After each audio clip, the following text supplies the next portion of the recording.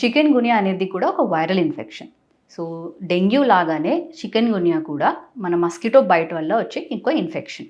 So దీంట్లో కూడా ఏంటంటే మనకి first 2-3 days high grade fevers ఉంటాయి. బట్ చికెన్ గున్యాలో మనకి ఎక్కువ సిమ్టమ్ చూసేది ఏంటంటే joint pains. So extreme joint pains ఉంటాయి. So small joints and large joints అంటే స్మాల్ జాయింట్స్ అంటే fingers of the hands. So small joints in the hands అనమాట. సో లార్జ్ జాయింట్స్ అంటే shoulder joints, knee joints, ankle joints. So ఇవన్నీ joints కూడా involve అయ్యి ఉంటాయి. So severe pains ఉంటాయన్నమాట. So patient ఎట్లా అంటే first 2-3 days fever and joint పెయిన్స్‌తో బెడ్ నుంచి కదలలేకపోవడం.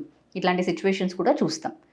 సో చికెన్ గున్యాలో ఏంటంటే మైల్డ్‌గా ఉంది అంటే ఫీవర్, జాయింట్ పెయిన్స్ ఉంటాయి. ఫీవర్ 2-3 డేస్‌లో తగ్గిపోతుంది. జాయింట్ పెయిన్స్ మాత్రం కొన్ని రోజులు ఉంటుంది.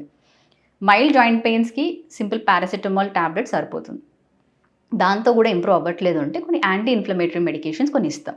సో కొంతమందికి యాంటీ ఇన్‌ఫ్లమేటరీ మెడిసిన్స్‌తో ఇంప్రూవ్ అయిపోతుంది. అండ్ చాలా తక్కువ మందికి స్టెరాయిడ్స్ పెట్టాల్సిన అవసరం కూడా పడొచ్చు. ఎందుకు అంటే సివియర్ ఇన్‌ఫ్లమేషన్ ఉంటుంది జాయింట్స్‌లో.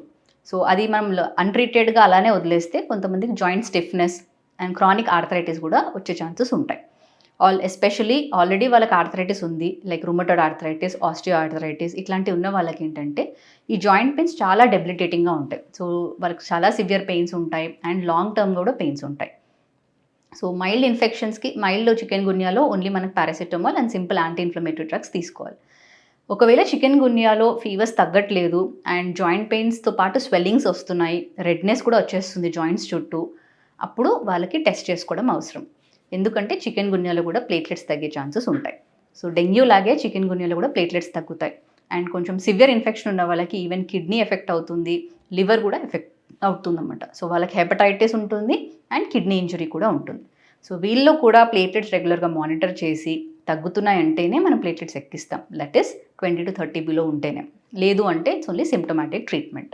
డెంగ్యూ జాయింట్ పెయిన్స్‌కి ఏంటంటే చాలామంది వెంటనే స్టెరాయిడ్స్ స్టార్ట్ చేసుకోవడం అని చేస్తారు. సో ఊరికనే పెయిన్ కిల్లర్స్ అండ్ స్టెరాయిడ్స్ అనేది వెంటనే స్టార్ట్ చేయొద్దు.